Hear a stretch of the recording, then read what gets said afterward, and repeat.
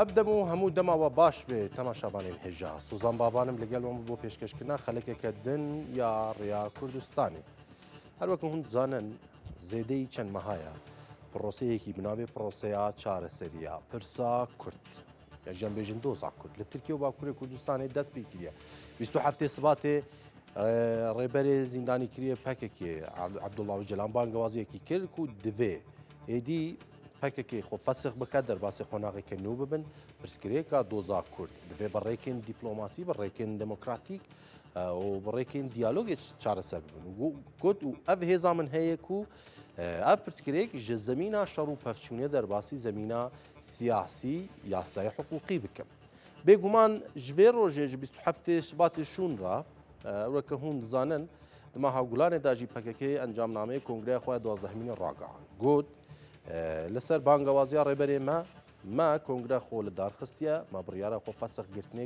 xۆkirinê daye wekî din me biryar daye ku dawî bi xebata çekdarî bînin wekî ku Abdullah Öcalanê bangewazî kiribû û em derbasî xwenageke nû dibin niha li vir dû xwenag hene dû nêrîn hene dû fikir hene dû tişt hene temaşawanê nêre dixwazim behez bikim ku gelek cara gelek Kurd jî bi fikarin ji vê tiştê yek ji wan e ev e Tirkiye dewleta Tirk bi berdewamî dibêje em ber bi Tirkiyeya bê teror gav dabêjin jalekî din ve Kurd çi dibêjin Kurd dibêjin em ber bi demokratîkbûyîna Tirkiye ber bi çareserkirina doza Kurd ber bi wekevî û xuşkûbiratiya gelan gav dabêjin û ev gave jî tinê yanî rehendê wî ê sereke çareserkirina doza Kurd e ev dû fikir ev dû xwenaq ku niha heye bêguman belkî em bêjin di serê civakê de jî belkî tevlî hevî çê kiribe ya jî fikar çê kiribe ji ber gelê Kurd ev 100 sala ye piştî peymana Lozanê ku êdî ev dewletên navçeyê çêbûn piştî çêbûna komara Tirkiye û dabeşbûna Kurdan Kurd timî serhildan kirine timî raperîn kirine timî li ber xwe dane timî daxwaza mafê xwe kirine gotine ku em mafê xwe dixwazin me erdê kesî dagir nekiriye û em nahêlin ku erdê me ji alî kesêk be hêzek be were dagirkirin lê mixabin Kurd rastî gelek komkujî hatin Kurd rastî gelek êriş hatin Kurd rastî qirkirinên fîzîkî çandî hişmendî mehnewî hatin bi hezaran lawên Kurd gencên Kurd jin û zarok pîr û lawên Kurd di wan erdan di wan axan da divê dayîk niştimanê da jiyana xwe bexit kirin ji bo azadiyê serê hildan dengê azadiyê bêjin ala azadiyê li ser çiyayên Kurdistanê di nav deşt û newalên Kurdistanê qîrandin bilind kirin ev jî mîrateyeke ku ji bo Kurdan divê 100 salê dawiye da hatiye heya roja îro îro jî Kurd çi dibêjin îro Kurd dibêjin êdî ew Kurd ne Kurdê berê ne ew Kurd êdî ne berxin ku bêne ber çeq û berkêrê ku serê wan were jêkirin ew Kurdin ku dixwazin siyasetê bikin ew Kurd ew kesin ku behsa azadiya gelan dikin ew Kurd ew kesin ku behsa azadiya jin dikin Kurd ew kesin ku behsa azadkirin û konfederalîzma demokratîk dikin behsa azadiya hemî rojhilatan navîn dikin ew Kurd heman Kurdin ku êdî dibêjin divê siyaseta azad ava bibe divê siyaseta azad çê bibe û di nav vê siyaseta azad de jî mafê hemî gelan û di nav di serî da jî Kurd hebe ku bi hişmendiya xwe bi zimanê xwe bi çandê xwe bi hebûna xwe xwe vebêjêt xwe bijînêt û ji bo neviyên dahatiyê xwe jî welateke azad welateke bêjin hevpar ava bike Kurdan ji alî dewletên navçe bi taybetî ji bo Bakurê Kurdistan û Tirkiye bêjim timî tohmet û gef li ser bûn ku ev na cudaxwazin ev na parçekerin dixwazin yekparçebûn û yekparebûna dewletê perçe bikin ev na hêzên biyanî bandorê li ser wan kiriye dixwazin li dijî dewletê bikarbînin Kurd niha dibêjin em ne hêzên em ne lîstokên destê hêzên biyanî û derve û em ne amûrê kesî ne ku werin şoxlandin em xeta sêhem hêla sêhem dixwazin û em dibêjin em ne parçekerin û em ne cudaxwazin em li ser erdê xwe nezatin û tişta ku em dixwazin mafê me ye tişta ku em dixwazin ji berê da ya me bû lê hişmendiya desthilat parêz hişmendiya dewlet parêz ji me standiye بێگومان gelek qonağên dewletê jî çêbûn. Kurd karîbûn siyaset bikin, pişta Kurd ketin nav parlamentoyê, Kurd ketin nav şaredariyan da hêdî hêdî ev vebûneke siyasî bi têkoşîna Kurdan ra çêbû. Ew Kurdên ku beriya niha heftê heştê sal nedikarîbûn navê xwe bibêje û beriya sed salan bi gelek komkujiya ra rûbirûma ku ji wan re digotin Tirkiyên ku ji pişt çiyaya hatine, Tirkiyên ku dûvikê wan hene, îro behsa azadî nasnameyeke nû ya azadiya Rojhilata Navîn dikin ku dibêjin di şexsê Kurda de, di kesatiyê Kurda de ev tişt dikare pêk were. û ketin parlamentoyê bi hezaran siyasetmedarê wan, bi hezaran rojnamenivîsê wan, bi hezaran kesên wan hatin girtin û di niha de ji di zîndanan bi 30 sal bi 40 salî di nav zîndana dana. Ku hemî mîratê kesên wek Apê Musa bûn, mîratê kesên wek Osman Sebrî bûn ku berê da ji bo doza rewaya Kurd têkoşîn kiribûn, kar kiribûn, xebat meşandibûn. Zarokê wan jî li pêvê yekê çûn, li pêvê rastiyê çûn, niha jî berdê lê vê yekê bi canê xwe didin, berdê lê vê yekê bi hebûna xwe didin lê dev ji tiştekî bernadin. Yani dibêjin em dev ji doza rewaya xwe bernadin û em dixwazin rastiya me wek rastiya hemî netewendîtir jî em bi azadî bijîn û li meydana azadiyê holan bida. Niha ji bo vê babetê temaşavanên hêja.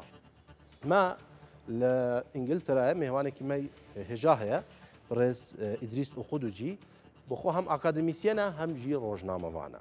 û nêzik ve ev rewş çavdêrî dike, rewşa Tirkiye Bakurê Kurdistanê proseya bêjin dewleta Tirk dibêje Tirkiya bêteror. Lê Kurdan bêjin proseya çareseriya doza rewa a Kurd û demokratîk bûyîna Tirkiye. Ji nêzik vane dişopînê bêguman em ê li gel berdewam bin û em ê pirsên xwe ji Birêz İdrîs Oxudu cî bikin.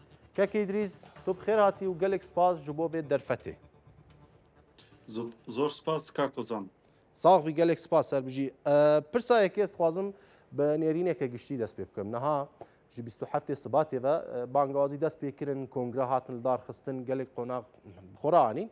Şerê İsraîl û Îranê jî pêra çêbûn, bêdengiyek çêbû, lê niha hîna rojev çêbûne ji bo avakirina komîsyoneke hevbeş di parlamentoyê de ku bikaribe bêjin komîsyonek ava bike li ser çareserkirina doza Kurd li Tirkiye û Bakurê Kurdistanê. Bi giştî hûn ev vê qonağê di niha de çawa dinirxînin û ev bêdengiyek û hebû di nav vê qonağê de hûn bi çawa rave dikin. Kerem ke. Zor spas Kakozan. Wextê wekû cenabê te ji destpêkê de amaje pê kir, cext lê kir ku ev prose bi du navî ye. Yek, Türk dibêjin proseya bê tîrorkirina Tirkiyeyê alî ve ji Kurd ev proseya bi navê proseya aştiyan jî proseya çareserî binav dikin. Ev bi xwe du argûmanên gelekî cuda ji hevû dûnin. Ev jî wisa dike ku nakokîn di navbera her du aliyan de û neşeffafbûna vê proseyê zêdetir bike. Çunke ev proseya li ser bangewaziya serokê partiyekî ku hetanê niha dijminê Kurda bû yaxud li dijî Kurda bû dest pê kir û ev proseya li ser Kurdan hate sepandin, hate bi emrê waqî hate ferzkirin. Ji ber vê çandê eger berawirdiyekî Kurd li gel proseya aştiya 2013 bikin, ez dikarim bi hêsanî bêjim ku ev proseya ku niha heye proseyeka demokratîk nîne. Çunke em hay ji rûdanên nav vê proseyê de nînin, ew ê ku vê proseyê jî daye dest pêkirinê welatê Tirkiye bi xwe ye û ferz li Kurda kiriye ku bê çek bê te demil destkirin. Dawîênan li şoreşeka çekdarî ferqeke cuda ye li gel radestkirina çek. Li vêrê de Türk daxwaza radestkirina çek dikin, nek dawîênan bû şoreşekî yaxud berxwedanekî ya serbaziya xwe leşkerî. Ji ber vê hendê gelek guman henin, gelekî neşefafiyet henin û ev prose wekû proseyeka nedemokratîk tête binavkirin û gelekî baş jî cenabê te amaje pê kir ku di vê proseyê de bêdengiyeka gelekî mezin ya milletê Kurd heye. Çunke kesên ku di vê pêvajoyê de cih werdigirin hetan ya niha bi şewazekî şeffaf شرط و مرج حکومت ترکیه یا خود داخوازیان آلیان کردان بو کردان روا نکرنه و اف به دنگبون زیادتر نه بو کرده آلیکاری حکومت که که بکار بعد ده مذاکره دا خود گفتگوی دا دست و بهستر ببن جبر به هنده از وی پروسه که دموکراتیک نبینم و دوی پروسه دا دو دیتنین گلکی جهو دو جودا و خطر هنن یک کرد بحث پروسه که آشتی چارەسەریت که لبل مخاطب سرکی که دولت ترکیه دبیجه نخیر اف پروسه به ترور کرنه و دوی چک بیتا تمل دست را دست کرن. بله باشە کاکی دریز بڕاستی بنێریناتە ئەف قاز زەختکردن لەسەر پرۆسەیە بێچەکردن ینی ژبەر تەژی ئاماژە پێکرد تورکیە بەردەوامی دەبێژێ وا پەکەکە خۆ فەسخ کرد دەبێت چەکی خۆ ڕادەست بکەن دەبێت چەکی خۆ ڕادەست بکەن لێ لە کاوێت تجاری نابێژن تەمام ئەم هەنێک گاوێن شێنبەر باوێژن دەبێ بۆ نمونە تجاری بەحساوەیەکی ناکەن قەیومێک و لەسەر شارەوداریان کوردان هاتناوێتن بە حەزاران زیندانین سیاسی لە زیندانین تورکیەنە بە حەزاران گرتیان سیاسیە نەخۆش و بەرداناوان تەحلیەکردناوان تێن پاشگۆخستن تجاری بەحساوەیەکی ناکەن ببەردەوامی بەحسا چەکدانین دەکەن یانی دەبێژێ دەبێ پەکێکێت چەکی خۆدانێ بێ چاغێ گاوێن پشتێ وێنا تێن ئاوێتن بنێریناتە ئەvە چ قاز ژە ڕاستیەرە نێزیکە بله اوجی آماجا که گلکی مهم بود چون که گفتگویان دا دو عالی به شرط و مرج رودنین مذاکره دکن گفتگویان دکن و دگیشن انجامان و شرط و مرج هر دو عالی ده زمینه که گلکی ریالیستیک یا واقعی یا که همو کس لی رازی به تجربه جی کرن لبرد دوی پروسه دا گفتگو به شرط که دست پید که دولت ترکیه دبیجه پیش کو ام دست به پروسه که چارەسەری یا خود گفتگویان بکن پیوسته پککه خو فسح بکه و دست چکان بهله یعنی دلوری دا شرطکی هیا یعنی شرطکی پیش گفتگوی هیا ابجی و پروسه گلکی تنگاف دکه یا خود و پروسه دکه دروشکه گلکی خطر ده هرچند پکه اعلان کرد که بله خود خو فسح بکن یا خوجوی چند که خو رادز بکن لبله حتی انها لروی واقعی و کنگ چاوا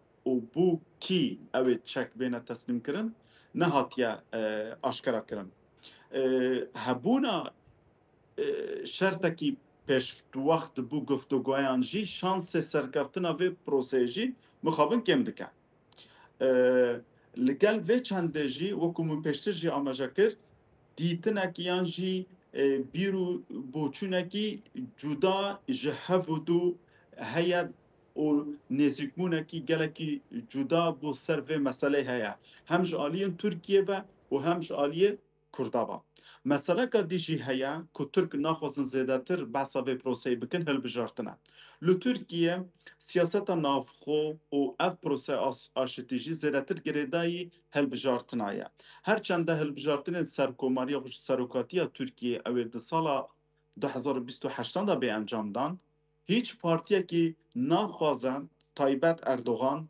ناخوازه که وسا به نشاندن که تعویزان ده دبو ملت کردیان پککه جبر و هندجی ده همو جاری دخوازه وان گفتگویان وسا نشان ده که ده لسر دخوازاوی الگو شرط و مرجن دولت ترکیه اف هاتنه جبه جه کرن لبله تا چرا ده که اف پروسه بوی شکلی و بوی عقلیت اوی بردوان به جیه گمانه بله باشە کەکی دریس بنێریناتە ژبە چاودێریاتە ڕاستە ڕاست هەیە چ قاسی ئەز نانایم سەر بەحسا کوردستانی ناکەم ژبەر جیواکە کورد هەم لە باکووری کوردستانی لە ڕۆژهەڵات لە ڕۆژاوا بەگشتی بەحسا کوردستانی و جیواکە کوردان دەکەم بفکارن لەسەر vê pêvajoyê lê civaka Tirkiye çi qas ji vê yekê re vekiriye بله حتما ji ber kekê Îdrîs biborîne gotina xwe divê vê kevanokê da bêje ji ber ku gelek Kurd li Tirkiyê li bajarên Tirkan rastî êrişan tên ji ber stranên Kurdî tên girtin yanî qesda min çi ye بله هر چقاسی گوهارتن ده هنگ هشمندی و ذهنیت داد چیه ببه بحثا او هشمندی و ذهنیت کم چقاس جواکا ترک جوی یکی را آماده نکو ایدی دولت دا دموکراتیک بوین چیه ببه و ایدی او کردن بری نبن یعنی نه خلامن وان بن او کرجی کردن آزاد بن بکاربن خبره خستم کندناف سیستمان ولا بله کاکوزان وکو جناب تاجی آماجا پیکر لروی درونی و همه جار ترک خوا وکو سردستر ددیت برانبری کرد لبله بدل ویژی گلکی گران بو ملت ترک وکو جفاکه کی لبله از کارم اویا به حسانی بجم حتی نهاشی ملت ترک وکو قوم نگشتی و قناعت کو بکار بد 100% ناو ولات خدا همو مافهم کردان بیتا داین جی راضی به کو بله زمان کرد ل ترکیه به زمان دویم اوش بو کردان گلکی مهمه هر کردکی ل ترکیه اگر تو جه داخواز بکی شرط تا یا جوی داخوازن تا هدف تا یا سرکه چیه دوی پروسه دا او بیجه ام دخوازن زمان کردی ل ترکیه به زمان کی رسمی فرمی دویم لبل آلیدن و نه حکومت ترکیه نه جی جواکا ترکیه حتی نها آمادن نینه بو جبهه کرنا و اف شرطن کردان کو زمان کردی به زمان دویم چونکی او بوسا پناست کن اگر زمان کردی ل ترکیه به زمان کی فرمی راستاخو او ترکیه ریکا جدابون ل ترکیه و به امه ببنه عراق کا دویم کو حکومت کا وکو هرم کردستان له چه دبه و او جی ری دسپیک بو فدرالی پاشی جی بو سربخونی به جبر لگل و چند جی ترساوان یا نزیکبونا اسرائیل روی جیو پولیتیک و جیو استراتژیک و کو زیادتر بیا لسوریه اف گمان و ترسلوان برانبری کردان هزیدتر کریه بو کرتاسی ام دکارم بیجن حتی نها دنابرا جواکا ترکان دا یا خود ناوا کرد و ترکان دا باوریه کی 100% که اوی بکاربن به هفدورا به دموکراتیک و همو مافین کردان به داین بجین لآرای دا نینه بله خویایا پروسه که دم درێژە جبەر ینی ئەژی بۆ خۆک ڕۆژنامە نوویسێکی کێلی بە کێلی ئەم دشۆپینن بێ ڕەوشێ لێ دەم دەخوازێ ینی دەمێک دەخوازێک و دەبێت دەوڵەت ژی ڤەبێ ژێ یەکێرە حەیاک و هەنێک ڕەوش ئاوا ببن لێتە بەحسا هەنێک فکارێن دەوڵەتێ کرد یەک مەسەلا ئیسرائیلێ یەک مەسەلا بێکی و هەنێک بەحس دکەن بەلکی وەک کوردستانە باشوور لێوەرێ وەک هەرێمێکە فەدرالی چێ ببە لێ بنێریناتە دەوڵەتێ ینی بەحسا دەوڵەتە پشت پەردەی دکەم چ قاسی ئەگەرا vەیەکێ هەیە و لە پێشیا vê پرۆسەیە ئاستەنگ ببن یان ئەوێ پشتگیری بکەن ینی چ قاس دەنگێن جودا هەنەک و بەلێ دەوێ شەڕ بەردەوام بێ و جارێکەدن سیاسەتا چۆکدانینی لە دژی کوردان ڕاوە بکەن اف دمینه لسر دو فاکتوران کاکوزان یک روشا امنی یا جیران ترکیه وکو سوریه و عراق و ایران یا دو امجی دخوازیان کرد نافخوی ترکیه و انجام هلبجارتنن یا خود روشا کردان بگشتی لترکیه اگر ها دو روشا روژاوا کویا نوها هیا هی باشتر ببا او بگیجه ستاتیو که فدرالی دا وکو حریما کردستانه هر وها اگر شر دنابرا ایران و اسرائیل جاره کی دست ببکه و امریکا جاره که تدخل بکه و ایران اگر روشا استقراری و یا امنی و یا سیاسی تک بچه و روشالات کردستان جی روشا که کیانه که کردی درست ببه و چاقه ده هیویک یا خود دکارم بیجم قلقبونه که دناف ترکان ده زیرتر ببه او کرد به هیوی ببن ترک قلقتر ببن جبر پیش لوی روشا قلق بون و تکچون روشا امنی یا نافخوی ترکیه بکن دکارن رنگه هندک مدلین کنه وکو فدرالی لی وکو بجم ده پارزگر لآلیان کرده و بیته هل بجارتن هندک نرمبوین هزداتر زمان کردی دکارن حتانی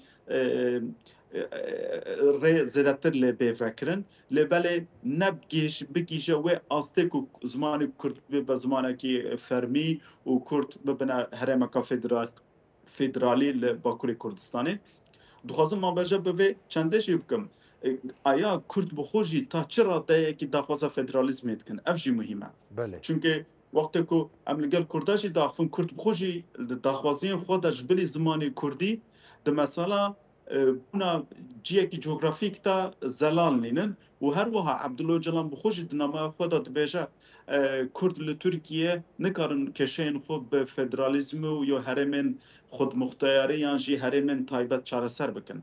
Yani partiya serekaya ku aktörê serekaya ku dînamîkên Kurdî li Bakurê Kurdistanê kontrol dike ew bi xwe jî wekû dikarin bêjin wekû dewleta Tirkiye bîrbûçinekî heye ta radeyekî.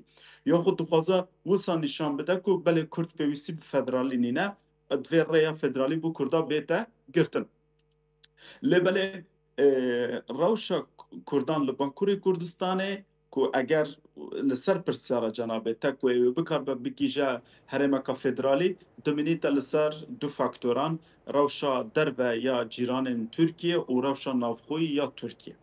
باشە ئەڤ ڕەوشات دەربە ئەم هەنێکی نا شێک نیقاش بکەین کەکی دیز ئەگەر ڕەوشات دەربە سەقامگیریەکی ناشەڕی ئیران و ئیسرائیلێ هەیە ئاستێکی ئاگربەستێک چێ بووە و گوتنێک بەریان هات نەمێکی گوتنێکی کوردان هەیە دبێژێ لە فلان دەری شەڕ چێ دەبێ لە فلان دەری تازیە چێ دەبێ ینی لە ئیران و شەڕی ئیسرائیل و ئیرانێتکردن لێ تازیاوی لە تورکیە بوو ینی تورکیە گەلێکی ئەم بێژن پانیک ببوو هەنێکی ترس کەتبوو ناواندا و بەردەوامیش خۆی ڕۆژی هاکانفیدان دەگو بەریا سعاتێکی ئەمریکا ئێریش بکە مە ئاگاهیدا بۆ ئیرانێ ینی ئەگەر ئەف ڕەوش هەنێکی ئارام ببە و زەحمەتەژی ینی ئەسقەستا منەوە جارێک دی ئیسرائیل مداخلە نەکە هەوڵدانی مداخلە نەکە بنێریناتە ئەگەر هەیەک و تورکیە خۆش بێ ڕەوشێ بێژە ئەیدی ینی ئەمژی قورتار بوون ئەم ڕزگار بوون ژبێ ڕەوشێ جارێکە دن هەوڵ بدا ئێریش بکاتە سەر کوردان و بێژە ئەیدی فاکتۆرێن دەرەکی نەپرسکرێکنش بۆ من نها rewşa rojhilata nawerast bi xwe şoliye mirov nikare tewaqeekî wisa bike ku Tirk bikar bin hêrişin Rojavayê Kurdistanê bikin divê piçekî wext pêt bêt lê belê wekû hûn jî dizanin agirbestekî nefermî di navbera Rojava û Tirkiyê de heye ez bi xwe jî çend mehberê li heyva Nîsanê li Rojavayê Kurdistanê bûm xelkê Rojava digot yani agirbestek heye û hêrişin dron yên Tirkiye jî rawestiyaye. Belê Tirkiye di mesela İranê de gelekî qeleq bû çünkü Tirkiye ewlêkariya niştimanî ya Îranê wekû ewlêkarî niştimanî ya xwe dizane. Eger hatû Îran gorankariyekî siyasî li Îranê rû bide Tirkiye baş dizane ku dê rojavayeka dî herêma Kurdistaneka dî li Rojhilatê Kurdistanê 100% çênebejî dê şêwazekî wekû îro nemîne. Çünkü rewşa Rojhilatê Kurdistanê hem li rûyî coğrafîk û hem li rûyî zimanê Kurdî ve gelekî cudatir e ji Tirkiye. Ji ber vê çendê jî Wezîrî Derveyê Tirkiye jî her car amaja pê dikir digot ku eger hêrişekî bû ser Îranê bête kirin dê rewş gelekî xeter be.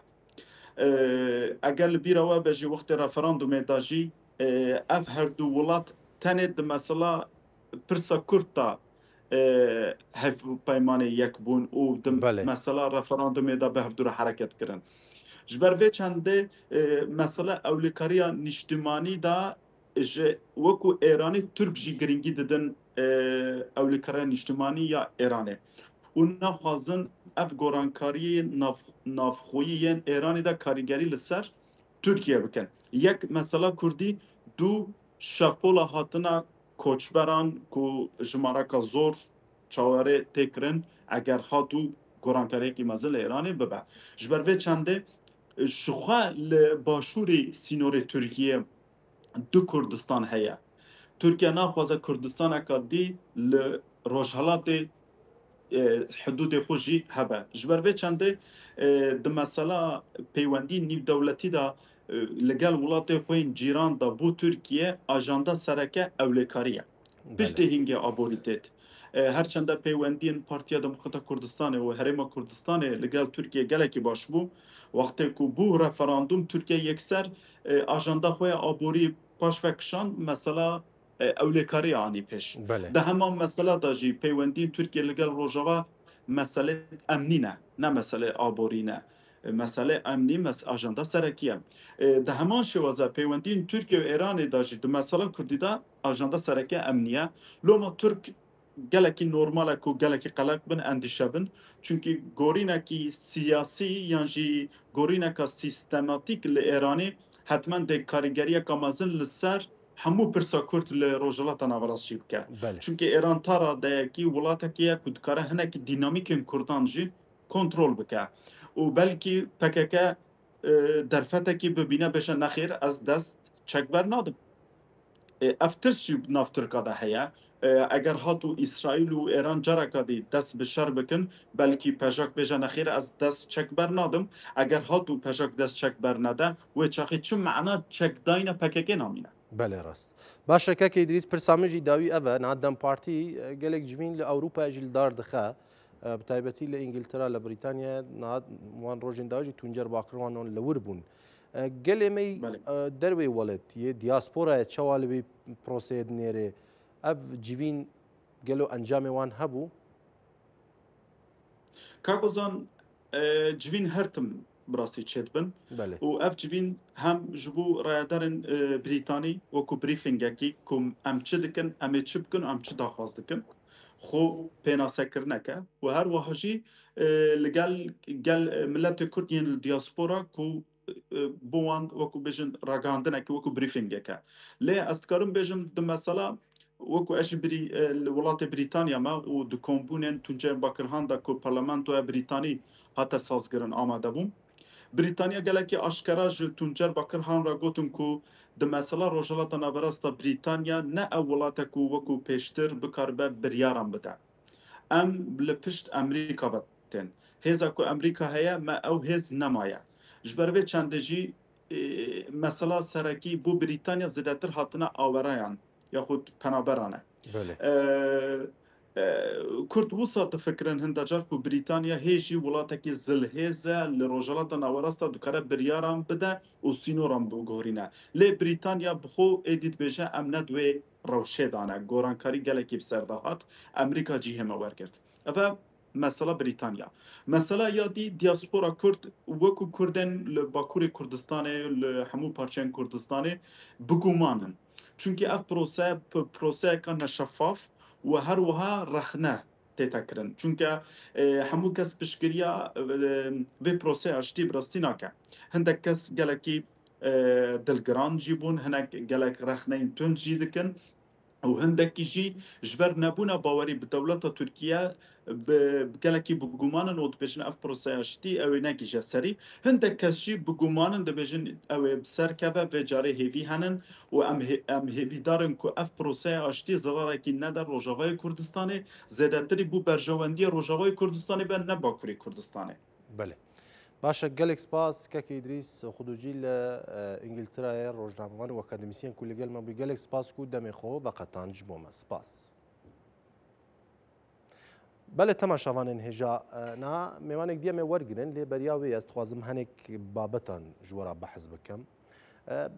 Wek berê destpêkî jî min amaje pêkir ji 27 Sibatê ve dema bangewazî çêbû bêguman rewşeke cuda hate yanî bûye rojev. Rewşeke cuda bûye rojev ku hem têda fikar hene, hem têda kêfxweşî hene û hem jî têda hêvî û daxwazî hene. Yanî hêvî û daxwazî çi ye? Ev e ku êdî dawî bi şerê zêdeyî 40 sala were. Her çende zêdeyî 40 sala ye ji bo behsa Partiya Karkerên Kurdistanê dikim. Li kêleka wî dawî bi înkar û îmhayên nasnameya Kurdan ya 100 salî were li Tirkiye. Ji ber ve du daxwazin ku paralel daxwazên rewayên Kurdan e timî vê yekê dikin. Ku dibêjin divê pirsgirêka doza Kurd êdî çareser bibe û em jî wek netewekî wek miletekî jiyan bikin. Dîmen henin hûn li ser şaşê dibînin ew dîmenên ew Kurdin ku beriya niha 100 salan netkarî bûn xwe pênase bikin. Beriya niha 7 salan netkarî bûn xwe pênase bikin. Lê niha li kolananin, li şeqamanin û daxwaza bêjin dengê xwe dikin, daxwaza nasname xwe dikin. Saziyên xwe ava kirine. Saziyên xwe siyasî, polîtîk, saziyên xwe çandî, saziyê xwe aborî ava kirine û dixwazin li ser vê yekê bimeşin. Piranî gel jî yanî alîgirê vê yekê ne ku şer bi dawî bibe و دگەلێک راپرسیاندا ژی ئاماژە پێکردنە و ئەو قۆناغی ئاگربەست و قۆناغا دەستپێکردنا پرۆسەیە چارەسەری گەلێکی ئەرێنی دبینن و ئالیگرێ vêyekênek û êdî pirsgirêk ji zemîna şer û pevçûnê derbasî mesele çareseriya demokratîk diyalog bibe û ev mesele dikare di saziyên dewletê da jî pêr eleqedar bûn û çareser be. Her wekî ku di hevdîtinên şandeyên dempartî ji bo İmraliyê Abdullah Öcalan daxwaz kirbû ku dem li dest êdî dem nîne yanî dem nabe wenda bikin. Divê ji hemî serokê partiyan re name şandibû ku ew jî divê bi şêwazeke aktif tevlê proseyê bibin ji bo ku komîsyonekî ava bibe. Niha komîsyon yekê meha heft dê parlamentoya heya destpêka payîzê bikevête nav yanî pişûya hawînî dibêjin yanî etleyê bibêt û niha dempartî jî daxwaz dike dibêje beriya ku etla çê bibe û pişûya hawînê çê bibe bihînvedanê çê bibe divê komisyon were ava kirin. Ev komisyon ji hemî partî û aliyên siyasiyên Tirkiye û Bakurê Kurdistanê li parlamentoyê de ne divê tevlê bibin û komisyon ava bikin û di komisyonê de cih bigirin ji bo ku bi awayeke siyasî û destûrî proseya Kurd çareser bibe. Di çareserkirina proseya Kurd yanî xaleke girîng jî heye mesele guartina destûra bingehîne. Dewleta Tirkiye em bêjin hikûmeta AK Partî ku tifaqê Cumhurî legel MHP çend sala ava kirine hikûmeta AKP û MHP çi dibêjim taybetî Recep Tayyip Erdogan Serokkomarê Tirkiye dibêje êdî bi destûrê darbe nabe ku welat birêve biçin. Divê bi destûrê darbe birêve neçî û em destûrê nû ava bikin. Kurdan jî dibêjin di destûra nû da divê pênaseya netew di Tirkiye de bête guhartin. Ji ber ku di destûra Tirkiye de çi heye dibêje her kesêk ku li axa Tirkiye jiyan bike Tirk e. Wata ew axa ev coğrafiya siyasî ku ew jê radibêjin Tirkiye. Dibêje her kesê ku li wir jiyan bike ew Tirk e. û her kesê ku ziya wî ya bavê wî welew li welatekî din jî bê Tirk bê ew jî Tirk e. Wekî din behsa mesele ziman e ku dibêje zimanê fermî ya Tirkiyeyê xwandin û nivîsandin û zimanên rojane zimanê Tirkiye. Ji bilî wêne çi zimaneke dî jî naye qebûl kirin. Ev xalin ku Kurdan vêna red dikin.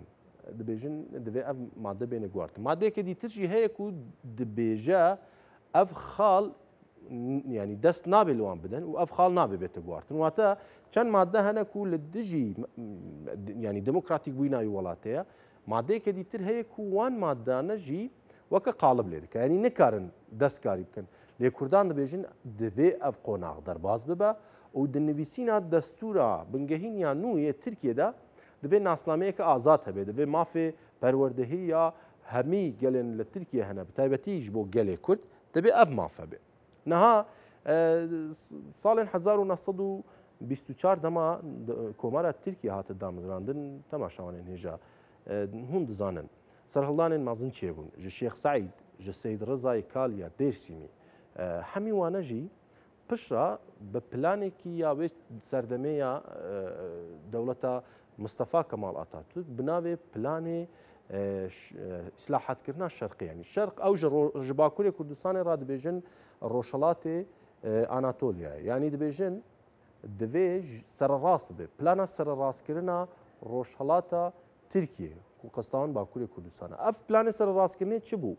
Komelkuşkirina bi hezaran xelkê Kurdistanê, Bakurê Kurdistanê kuştina wan û mişextkirina wan, surgûnkirina wan ji bo welatên dîtir divê meseleyê çandî û meseleyê nasname û meseleyê ziman li wan diran bê çareserkirin gavêk ber bi entegrasyon ya jî yekbûn ya jî helandina ev komên cuda netewên cuda yên li Tirkiye bi taybetî li Bakurê Kurdistanê gav bê avêtin ji bo ku ew jî tevlê ev sîstema komara Tirkiye bibin ji ber ku ew ne Kurdin ew Tirkin. Ev pêvajo ev gav bi gav dewleta wê çaxê ya Komara Tirkiye ku pêşengtiya Mustafa Kemal Atatürk û pişa bêjin İsmet İnönü û gelek bêjin serokkomarên dîtir serokwezîrên dîtir li Tirkiye çêbûn hingav gav avêtin. Pişa navê gelek باژارên Bakurê Kurdistanê hatin guhartin. Dêrsîn bûye Tuncelî, Amed bûye Diyarbekir, gelek bajarên dîtir yên Bakurê Kurdistanê stran û wêjeyên Kurdan gelek wergêrên Tirkî kirin. Hemî wan e. Yanî qesta min çi ye? Êrişeke ji bilî êrişe fîzîkî û kuştin, êrişeke nasnameyî jî çêbû. Yanî êrişê nasname û çand û hebûna Kurdan jî kirin. Niha piştî 100 salî, piştî 89 salî Kurd nehat bêjin êdî ev êriş bi dawî bûn. Ev êriş bi dawî bûn û divê em ji nû ve xwe birêxistin bikin, divê dewlet êdî dev ji vê zimanê xwe ê ku ew dibêjin. Zimanê xwe ê tund û tîj, zimanê xwe ê bi jehr dev jê berda.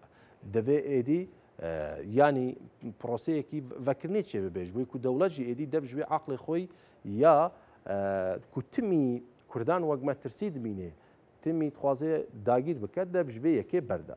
Niha em ê biçin Stenbolê, mêvanê me amadeyê kekê roj Giresun rêveberê rawest e. Rawest saziyekî rêxistinê wan e ku rapirsiyê dike. Kekê roj tu bi xêr hatî bo bernameyê me. Hêvîdarim roşa te baş be. Sağ bî. Kekê roj niha destpêkê beriya bikevin nav meseleyê proseyê çareseriya doza Kurd, destpêkê dixwazim vê bipirsim. Çi rapirsiyên nû we encam daye di derbarê meseleya proseya çareseriya li Tirkiye û Bakurê Kurdistanê? Belê. Hem bi em bêjin gelê Tirkiye bi giştî hem jî Bakurê Kurdistanê û Kurdên li Tirkiye de jîn de rapirsiyek nû me weşand beriya na hefteyekê de hefteyan li Meha Gulanê hatiye çêkirin. Li wir hin encamên balkêş derketîne holê û em dibînin ku piştgiriya li proseya aşitiyê nava Kurdan de nêzî sedê notê ye yan rêjeya piştgiriyê nava Kurda da sedê not e û piranîna giştiya Tirkiyeyê û hemiyên de nav wê de jî nêzî sedê şêst û çar xuya dike piştgirî. Lê belê ev piştgiriya proseyê nayê wê meعنeyê ewleheyî û em bêjin baweriya li vê proseyê jî heman dane. Belê. Yanî binêrîna te çi pirsgirêk ji ber me belê legal mêvanê xwe jî me nîqaş kir. Binêrîna we ji ber ku rasterast mijarê civakê re hûn elaqedar dibin. Di halê hazir de çend meheke bêdengiyek jî hebû, şerê İsraîl û Îranê jî agirbest çêbû. Lê di niha de çi astengî li ber dem li pêşiya ev proseya çareserî heye ku Tirk jê re dibêjin Tirkiya bê teror, lê Kurdan dibêjin proseya demokratîkkirina Tirkiye û çareseriya doza Kurd. Çi astengî li ber dem heye? Belê yanî hûn jî zanîne ev proseya aşitî ne wekî proseyên dî ne. Yani ew proseyên dî dema de hatin axaftin. Wê demî hem em bêjin demokratîk bûyîn hem çareserkirin bêhtir de hatiye axaftin. Lê belê îro hikûmeta Tirkiye opozisyona Tirkiye jî em bêjin de kriminalize dike û davêje girtîgehan de. Ji bo wê kesê gelê Kurd an jî em bêjin kesên li nêzî opozisyonê û dixwazin ev prose rêve biçe ji bo van meselê henê serê wan de tevlîheviyek çê dibe. Yani bêjin eger ev ji berê opozisyona Tirkiye ev fiilên henê ev emelên henê tên kirin çawa yê ji bo siyaseta Kurd û gelê Kurd yê hin gava bin yê gava be gava bavêjin. Ev zelaliyekê na derexîne holê. Ji bilî wê jî yani em dibînin ku yani astengiyek dî heya niha li gav ve ji bo mafên kolektîv nehatîne avêtin. Lê belê yani ev astengiyê wisa xuya dikine. Lê belê heya niha hem em bêjin şer li rojava dest pê nekir û gelek encam rêkeftin derketin holê.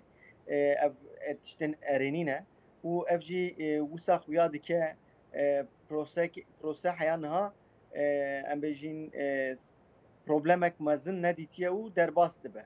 Lê belê piştî vê demê piştî meha cotmehê hem siyaseta Kurd hem jî gelê Kurd hêdî hêvîdarin ku encamên gelek Kurd derkevine holê. Ew ji bo vê dixwazin hikûmet gava bavêje û ev gavên henê jî li ser hem em bêjin siyasetnamedarên Kurd tên girtî bên berdan ادویم ام بجین لسر زمان کردی هن آستنگین هی او بین چاره سرکرین او بین راکرین و دیسا ما که گازونه که نو پروسه و دست ببکه او سیاست کرد لبده و خوره جهه که ببینه. بله. باشە کەکی ڕۆژنەها بڕیارە کۆمیسیۆنێکی لە پارلەمانتۆیە ترکیە بێ ئاواکردن ji bo birêvebirina vê proseyê binêrîna te eger heya betlanêya parlamentoyê ev komîsyon ava nebe binêrîna te pirsgirêkên mezin dê ava bike ji bo proseyê? بله یعنی ji xwe niha em bêjîne ewleheya proseyê jî baweriya gel jî li vê proseyê kêm e. Lê gerek ev gavên henê li aliyên siyasetê ve li aliyê parlamentoyê ve vê avêtin. Ez bawerim ku niha ev komisyona parlamentoyê meclisê yê demek zû de lez bi lez yê kom bibe û yê rêve biçe çünkü van rojan de dibêjine ku ew komisyon yê berhev û ne lazim e ku hêviya betlanayê be ji bo wê ev xebatan rêve bibin û yê hin gavên erênî rêve bibin. Ez bawerim ku piştî betlane jî biqedê ev îro ev xebatên hatin kirin û yê bi rêya meclisê bi yasayan yê derbas bibe. Belê. Kekê roj hûn bi civakê re rast rast meselê rapirsiyê re mijûlin. We amarek jî niha behs kir ji ber ku ji sedî notê Kurdan bi vê proseyê nare. Ez behsa civaka Tirkan dikim. Çiqas ji guhartinê re ji bo çareseriya pirsgirêka Kurd re amade ne wekî civak? Yani amedabûyîn tiştek cuda ye. Lê belê em bêjin sedê şêst û çarê civaka Tirkiyeyê jî vêdine ne tune Tirkiye hemû em bêjin alî û layanên Tirkiye sedê şêst û çar e. Yani sedê şêst û çarên gelê Tirkiye dibêjin em dixwazin ev proses bi rêve biçe û ser bikeve û hêdî çek li ser siyasetê xuya nebe. Lê belê baweriya proseyê yani bêjin ev yê serkeftî be ev nêzî sedê 44-45 xuya dike. Başa kekê rojna em hemîn bihêvîne ku ev proses ser bikeve.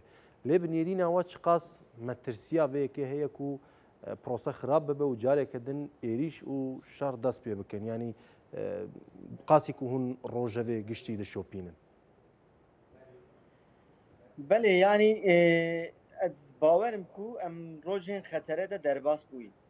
Yani ew rojên xetere ji piştî rejima Sûriyê hatî hilweşandin wan ew rojên xetereyên mezin bû û wan roja çêdibûyan ku provokasyon derkevine holê û ev mesele têk biçe. Lê belê me dît ku wan rojan de siyasetê tişta li ser ketî rêve bir hem em bêjin dewletê hem jî aliyê siyaseta Kurd li ev mesele dirêj nekir û bi çareser kirin. Piştî vê demî hêdî zehmete ku têkçûyînek mezin derkeve holê çünkü ji xwe fesehkirina rêxistina PKK û em bêjin komisyona meclisê hêdî hat avakirin û hêdî hin gav tên avêtin. Hêdî gelek nêzî çareserkirina prosesa çekberdana PKK ne. Lê belê ev nayê wê meعنeyê wê watê hêdî pirsa Kurd doza Kurd yê bêçareser kirin. Hêdî siha çekan li ser doza Kurd li ser pirsa Kurd ya Tirkiye radibe û diqede. Piştî vê demê em hêdî pirsa Kurd li ser demokratîk bûyînê baxivîn li ne ser li ser pevçûyîna û li ser nîqaşên şerî û çekdarî ba. Baş. Gelek spas kekê roj Gîresûn li Stenbolê rêveberê rawestê li gel me bûy bi hêviya welatekî azad. Gelek spas. Belê temaşavanên hêja em bi wî awayî hatin daviya wê xelekî xwe ya bernameya Rêya Kurdistanê hefteya dîtir ji heman dilê demijmêr nehê şevê şeva şemî li gel we ne ji bo rojeveke dîtir. Şad bextewar azad bijî.